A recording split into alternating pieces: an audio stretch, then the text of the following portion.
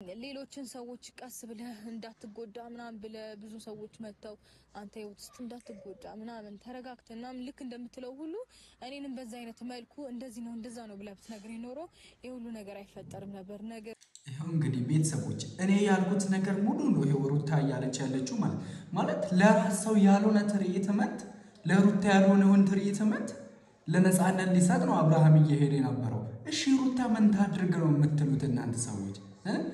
በቃ አሁን ራሱ ሩታ አጥፍታለች፣ ቤቷን ለቃ መውጣት አልነበረባትም የምትሉ ሰዎች አላችሁ። አይ ነው ቤቷን ለቃ መውጣት አልነበረባትም፣ ግን ምን ታድርግ? ከዚህ በላይ እንዴት ትታገስ ማለት ትበድ? ሴት ልጅ ሆና ይሄን ያህል መከራ ተሸከመች። የእውነቴን ነው የምላችሁ ቤተሰቦች፣ እኔ ሩታ በቃ እያደረገች ያለችው ነገር ሙሉ ልክ ነው።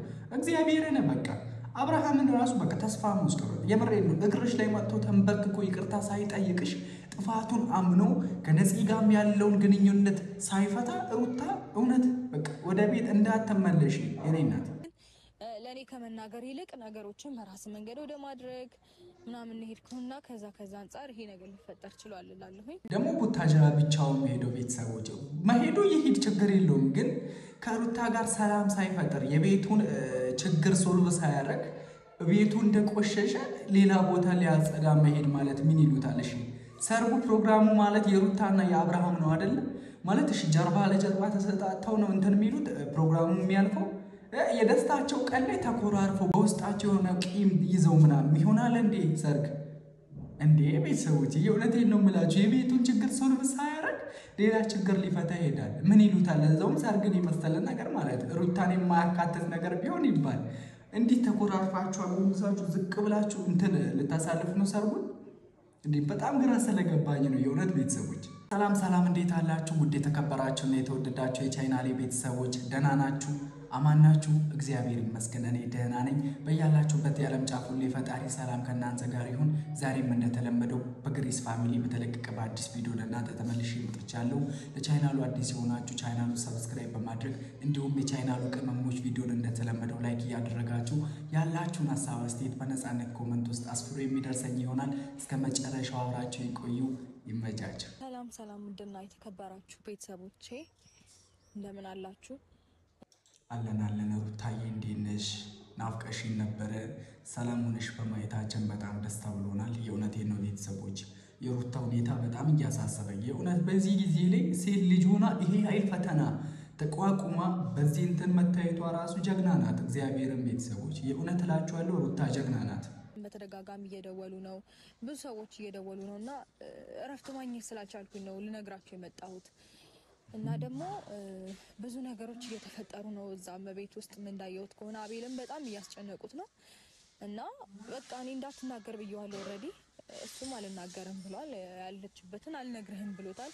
ስለዚህ እሱንም ማስጨነቅ የለበትም በዚህ ልክ፣ እሱም እንደዚህ መሆን የለበትም ማለት አቤል የተናገረው ቤተሰቦቿ ጋር ነው የሄደችው ያለው ውሸት ነው እንዴ? ሩታ ቤተሰቦቿ ጋር አይደለችም። ቤተሰቦች ማለት እኔ ራሱ ማለት የእውነቴን ነው የምላችሁ ሩታ ቤተሰቦቿ ጋር የሄደች ነው መሰለኝ። መጨረሻ ላይ አቤል የተናገረው ሩታ ቤተሰቦቿ ጋር ነው የሄደችው ምናምን ብሎ ነው። ግን አይደለም እንዴ? የእውነት ካልተናገር አባቢ የማይችል ለቃል ታማኝ ምንድነው የሚባለው? ጅብ ከሄደ ውሻ ጮኸ አይደለም የሚባል አባባል ያለው ነገር። የእውነቴን ነው ቤተሰቦች፣ እቺ ልጅ የምትናገራቸው ንግግሮች የእውነት እላችኋለሁ እየጻፋችሁ ያዙ። በቃ የምትናገራቸው ንግግሮች ሁሉ አንድ የሚጣል ንግግር የላትም። ወይኔ አበጋዝ እቺን የመሰለች ሴት አግኝቶ ፈጣሪውን እቤቱ ቁጭ ብሎ ማመስገን እያለበት ስለሷ እሱ ሌላ ጋር ዝም ብሎ እንትን ይላል። ምንም ቢሆን ምንም የእውነቴን ነው ቤተሰቦች ከቤተሰብ መብለጥ የለበትም። ትሪትመንቱም ቢሆን እገዛውም እርዳታውም ኤቭሪቲንግ ከሩታ በኋላ ነው የትኛውም ነገር። የእውነቴን ነው የምላችሁ በቃ ከሩታ በኋላ የሚሆን ነገር ይሆን እንጂ ማለት ለሌላ ሰው ቅድሚያ ሰጥቶ ቤተሰቡን ወደ ኋላ የሚያስቀር ከሆነ ለራሱ የማይሆን ከሆነ ሩታ ማለት ራሱ ናት አይደል እንዴ? ቤተሰቦች ከተጋቡ እኮ ባይጋቡ ራሱ ፍቅረኛሞች መባል በቃ እንደ ራስ ነው መታየት ያለው። ደሙ ደሟ በደሙ ተቀላቅሏል። አንድ አካል ሆነዋል አንድ ላይ ከሆኑ በኋላ ማለት እና ራስን እየጎዳ ነው አሁን አብርሃም ራስን እየጎዳ ለሌላ ሰው ማለት በቃ እንደ ሻማ ራሱ እየቀለጠ ለሌላ ሰው ብርሃን መስጠት ማለት ለዛውም በእንዲህ አይነት ነገር አባቢ ከራስ በላይ ነፋስ ነው፣ ነቃ ደንገጥ በል። ለዛውም ሩታን እዚህ ጋር እንዲያደረግ ለነፃነት ደስታን ለመስጠት ምን ይሉታል ይሄንን? ይሄ እኮ የዋህነትም አይባልም። ብቻ እኔ ምን እንደሆነ እንጃ ቤተሰቦች፣ እውነቴን ነው የምላችሁ። ደግነት አይባልም የአብርሃም እንዲህ ማድረግ ማለት እንዴ። በቃ ማለት ብዙ ስለተሰማኝ ነው አሁንም እንደዚህ ያወራሁት። እኔ እንደዚህ መናገር አልፈልግም። ስፔሻሊ በምወደው ሰው በማከብረው ሰው የሆነ ቦታ በሰጠውት ሰው የኔ በምትሉት ሰው የሆነ እንትን መባል ዓለም መረዳትን ማጣት የምር ይከብዳል። ለዛ ነው እንጂ እኔ በጣም ብዙ ሰው ይሄን እናረግሽ ወጣሽ ወረሽ ብሎኛል። ምንም አይመስለኝም፣ ስለማንም ምንም መስሎ አይታየኝም። ምክንያቱም የእውነቴን ነው ቤተሰቦች፣ እንደ ሩታ ታጋሽ ሴት እኔ እስካሁን አላየሁም። እግዚአብሔርን ነው የምላችሁ። በእርግጠኝነት ቤቷን ጥላ መውጣቷ ልክ አይደለም። አይኑ ይገባኛል፣ ግን በቃ ከበዳት። ከዛ በላይ ምን ታድርግ? የትኛውም ሰው መታገስ ከሚችለው በላይ ታገሰች። የእውነቴን ነው የምላችሁ ቤተሰቦች። አንዳንድ በሩታ የምትፈርዱ ሰዎች ስላላችሁ ነው ይህን እያልኳቸው ያለው እና በራሳችሁ አፕላይ አድርጋችሁ እኔ በሩታ ቦታ ቢሆን ለአብርሽ በቃ ይሄን ያህል ክብር ራሱ አሰጡትም። እግዚአብሔርን የፈጠነ ነው በቃ ሌላ ዓለም ላይ ወገቡት። የእውነቴን ነው ቤተሰቦች። ሩታ በጣም ጠንካራ፣ ማድረግ ያለባትን ነገር በጣም ጠንቅቃ የምታውቅ ብልህ ሴት ናት። የእውነቴን ነው የምላችሁ ቤተሰቦች። የሩታን ባህሪ ፈጣሪ አምላክ ይለግሳችሁ። የእውነት በቃ እና ከዛ በተጨማሪ እኔ በጣም ፈጣሪ የተመሰገነ ይሁን ደህና ነኝ። ነገር ግን እኔ አሁንም ደጋግሜ የኔ እናት እኛ የምንፈልገው የአንቺን ደህንነትና ሰላም ብቻ ነው። በቃ ከሰላም በኋላ ሁሉም ነገር ትርፍ ነው። በቃ ከዛ በኋላ የሚመጣ ነገር ነው። የእውነቴን ነው የምላችሁ ቤተሰቦች። በሆነ ሁኔታ ላይ ሆነን የምንወሰናቸው ውሳኔዎች ከብዙ ነገር ነው የሚያስወጣ። የእውነቴን ነው ቤተሰቦች። እኔ በዚህ ጊዜ በኋላ ሆና በቃ አጓጉል ነገሮችን አጓጉል ውሳኔዎችን ትወሰናለች በሚል የፈራሁት የእውነት በቃ ብልህ ሴት ማለት ራሷን ትጠብቃለች። በየትኛውም ቻሌንጅ ላይ ራሷን ልትጎዳ አትወጥም። ሩታ በቃ ነገዋ ላይ ተስፋ ስለምታደርግ ነው እንግዲህ ይህንን ነገር ቻሌንጆችን ስትራግል አድርጋ ልታልፍ የወሰነችው ማለት ነው። የእውነት በቃ አንዳንድ ሴቶች የሆነ ነገር ሲሆን በቃ በራሳቸው የሚወስኑ ውሳኔዎች አሉ አይደለም። የሆነ ጊዜ እንደው ጽጌ በረኪና ምናምን ሞካከረች። እንደሷ ማለት በቃ ሩታ ነገዋ ላይ ተስፋ ስላደረገች ነገ ይሄ ነገር እንደሚያልፍ ስለምታውቅ በቃ የግድ ያልፋል እኮ። ሀብታም ሆንም ድሃ ሆንም ቆንጆ ሆንም መልከ ጥፉ ሆንም ምንም ምንሁን ማለፍ የተፈጥሮ ግዴታዋ ብቻ ስለሆነ ያልፋል። እግዚአብሔርን ነው የምላችሁ፣ የትኛውም ነገር ያልፋል። ዛሬ ምን አይነት ሁኔታ ውስጥ ሆናችሁ እንዳላችሁ እኔ እንጃ፣ ግን ነገ አዲስ ቀን ነው፣ ያልፋል። እግዚአብሔርን ነው የምላችሁ ያልፋል። ምንም ባይኖራችሁ ራሱ በቃ በጣም ደባሪ ቀናቶች ይኖራሉ። በጣም ደስ የሚያሰኙ ቀናቶችም ይመጣል። ሁል ቀን እንዳዘነን አንቀጥልምና ብቻ እኛን ጠንክር እንጂ የማያልፍ ነገር የለም። የእውነቴን ነው ቤተሰቦች፣ ተስፋ መቁረጥ የለብንም በየትኛውም ነገር። ሰይጣን ምንም ተስፋ ሳይኖረው ተስፋ ሳይቆርጥ ይሰራ የለ እንዴ? እኛ ለምንድን ነው ተስፋ እያለን የማንጠነክረው የማንበረተው? የእውነት እላችኋለሁ ዛሬ ያላችሁበትን ሁኔታ ባላቅም እየተደሰታችሁም እንደሆነ እንጃ እያዘናችሁ እንደሆነ እንጃ፣ ግን ማለፍ የተፈጥሮ ሕጓ ግዴታዋ ስለሆነ ያልፋል ሁሉም ነገር። ማስተላለፍ የምፈልገው መልእክት ስፔሻሊ ለአብርሽ፣ ብዙ ድሎች ነበሩክ፣ በጣም ብዙ ታይሞች ነበሩክ። እኔ በጨከንኩኝ ሰዓት ነው ወይ ነገሮች የሚታዩ? ያኔ በጣም በብዙ መንገድ ላውራክ ስሞክር አይኖ ተናድጄ ብዙ ነገሮችን ላረግ እችላለሁ። ነገር ግን የምረጋጋበት ታይሞች ነበሩ። ከዛ በኋላ የተነጋገርናቸው ነገሮች ነበሩ። እነዛን ቃሎችን ለማጠፍ ወይም ደግሞ በራስ መንገድ ነገሮችን ለማድረግ ለመጓዝ ምን አነሳሳ? ምን አደፋፈረክ? እኔ ካንተ ጋር ተነጋግሬ መግባባት አልቻልኩም ወይ? ካንተ ጋር ተነጋግሬ ነገሮችን አታድርጊ ያልከኝን ይሄንን በዚህ አይነት መንገድ ብናደርገው ይሻላል ብለኸኝ ኦኬ ብዬ አንተን የሰማሁበት ጊዜ የለም ወይ? እኔ እኮ አትጂ ስላልከኝ ነው አይደል? እኔ አንተን ጠብቄክ ወደ ፋሚሊ ጋር አትጂ ተነጋግረን ነገሮችን እናስተካክላለን ስትለኝ ነገሮችን ኦኬ ብዬ የተቀመጥኩት አንተን ስለሰማሁክ ነው። አንተ ደግሞ በማግስቱ ሌላ ነገር ነው ያደረከው፣ የተገላቢጦሽ። እኔን ትቶ መሄድ፣ ሳትነግረኝ መሄድ፣ ከማንም ጋር ሄድክ አልሄድክ አይደለም። በቃ ፖይንቱ ራሱ የተነጋገርንበትን ቃል ወይም ደግሞ የተማመንበትን ነገር እሱን ራሱ ማፍረስ አንድ ነገር ነው። እሱ ብቻ ይበቃል። አዎ የእውነት ቤተሰቦች፣ አንድ ቤት ላይ አንድ ጎጆ ላይ የምትኖሩ ሰዎች ሆናችሁ ማለት ካልተደማመጣችሁ፣ ካልተናበባችሁ፣ ሁሉንም ነገር ዲል አድርጋችሁ ማታረጉ ከሆነ እኮ ምንም ነገር ብቻችንን አናደርግም ማለት አብርሽ አሁንም እያሰበ ያለው ትዳር ዓለም ላይ ይገባል መሰለውም መሰለኝ ወደ ቤተሰቦች ለነገሩ ልጅም ነው ብዙ ነገር በርግጥ ላያውቅ ይችላል። ትዳር ዓለም ላይ ከገባን መደማመጥ አለብን የግድ ላጤ ሆነን ማለት ብቻችንን ስንኖር የምንወስናቸውን ውሳኔዎች ሁሉ ትተን ነው ትዳር ዓለም ላይ በአዲስ አፕዴት በተደረገ ህግ የምንቀጥለው። እኛ ብቻችንን የምናደርግ ነገር ምንም አይኖርም። 50-50 ነው የሚሆነው ሀሳባችን ፍላጎታችን 50-50 ነው የሚሆነው። ሩታ የምትለውን ነገር አብርሽም የሚለውን ነገር 50-50 አድርገው ነው ማድረግ ያለባቸው ቤተሰቦች። አብርሽ ደግሞ ያንን የተረዳው አይመስለኝም። እና ማለት እኔ ማዳመጥ በነበረብህ ሰዓት እኔ ማዳመጥ ነበረብህ። ልክ ሌሎቹን ሰዎች መተው ትሪት አድርገህ ልትመልስ እንደምትፈልገው ሁሉ ከኔ ጋርም ስትግባባ እኔንም ስታወራ ይሆናል አይደለ? መግባባት በምንችልበት መስመር ብንግባባ የሆነ በቃ ምን ይመጣል? ወይም ደግሞ ግዴለሽነት ማናለብኝነት የሚባሉ ነገሮች አሉ አይደለ? ከዛ አንፃር ተነስተህ ምን ይፈጠራል ብለህ ነገሮችን በራስ መንገድ መወሰን ባትችል ጥሩ ነበር ብዬ አስባለሁኝ። ኦሬዲ አንተ የፈጠርካቸው ተደጋጋሚ ስህተቶች ዛሬ ላይ ይሄንን ውጤት ሊያስገኝ ይችላልና ውጤቱ ይሄን ይመስላል፣ ይሄ ሆኗል። ስለዚህ አንተ የሰራኸው ወይም ደግሞ አንተ ምንድነው ካደረካቸው ነገሮች አንፃር ነው ይሄ ውጤት ሊመጣ ይቻለው እና ያው ሊከፋክ ወይም ሊደብርህ ለምን የሆነ ምናምን ብለህ ልትጸጸት አይገባም። ቢኮዝ የሰራኸውን ነው ውጤቱን እያገኘህበት ያለኸው። ስለዚህ እና በቃ እንደነገርኩክ ነው ሁሉም ነገር የሚሆነው። ሌሎችን ሰዎች ቀስ ብለህ እንዳትጎዳ ምናምን ብለህ ብዙ ሰዎች መተው አንተ ህይወት ውስጥ እንዳትጎዳ ምናምን ተረጋግተህ ምናምን ልክ እንደምትለው ሁሉ እኔንም በዛ አይነት መልኩ እንደዚህ ነው እንደዛ ነው ብለህ ብትነግረኝ የእውነቴን ነው ቤተሰቦች። አብርሃም እኮ ለሌላ ሰው ክፉ አይደለም ማለት ሌላን ሰው ትሪት ማድረግ ይችልበታል። ግን ለራስ ሰው ሲሆን እንዴት ያቅተዋል? ለሩታ ሲሆን እንዴት ይከብደዋል? የኛም ጥያቄ የሩታም ጥያቄ የህዝቡም የኦዲየንሱም ጥያቄ ይሄ ነው እንግዲህ ማለት ለሩታ ሲሆን እንዴት ይከብደዋል? በቃ ይህንን ነው እንግዲህ ሩታ እያለች ያለችው እኛም እያለን የነበር ነው ማለት።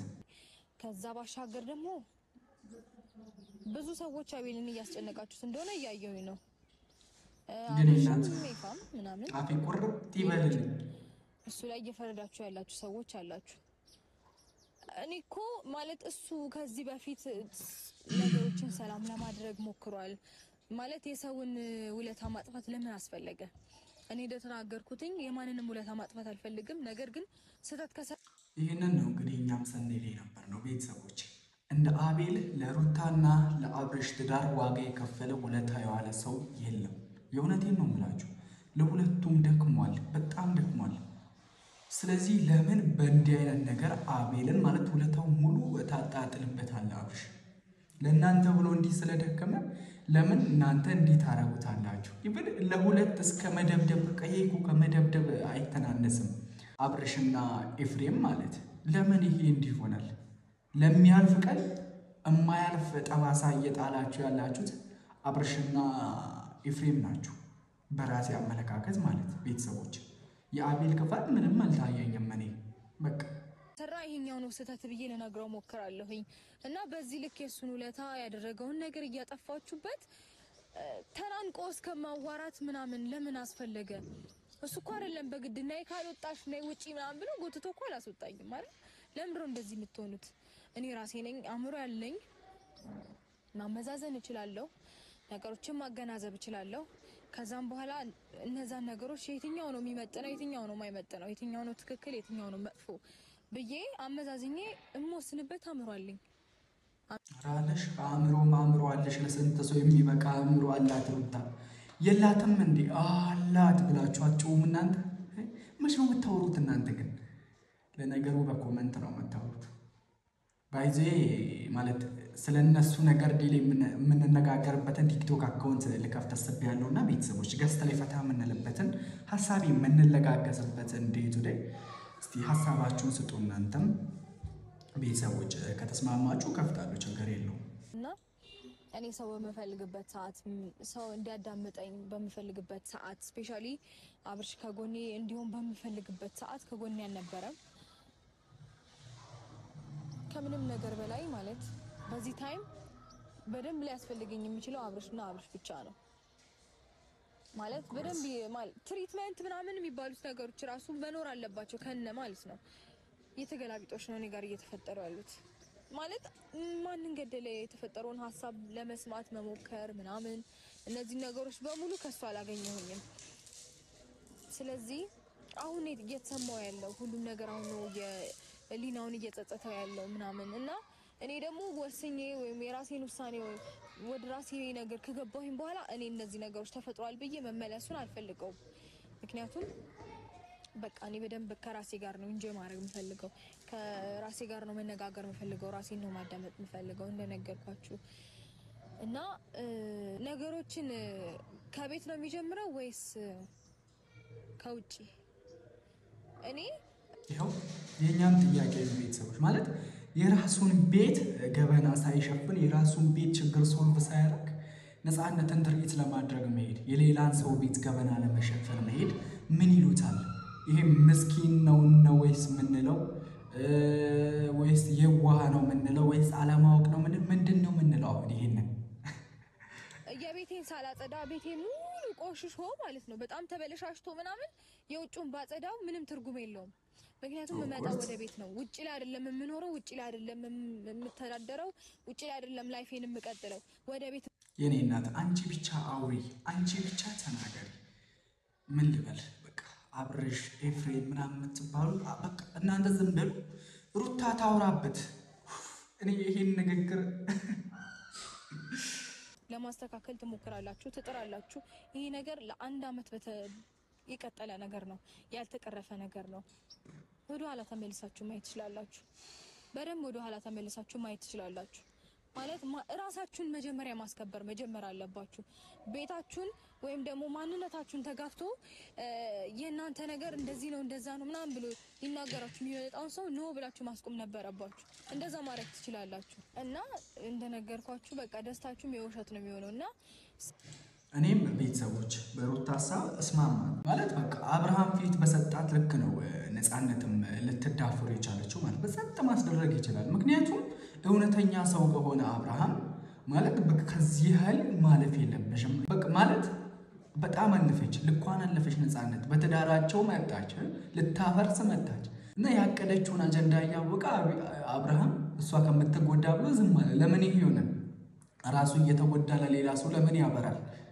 ቤተሰቦች እኔ በሩታ ሀሳብ አሁንም እስማማለሁ። እንግዲህ በሩታ ሀሳብ የምትስማሙ ሰዎች ብቻ ምንም አላላችሁም። ያላችሁን ፍቅር ለሩታ ምን ያህል ክብር እንዳላችሁ ኮመንት ላይ አሳውቁ ቤተሰቦች።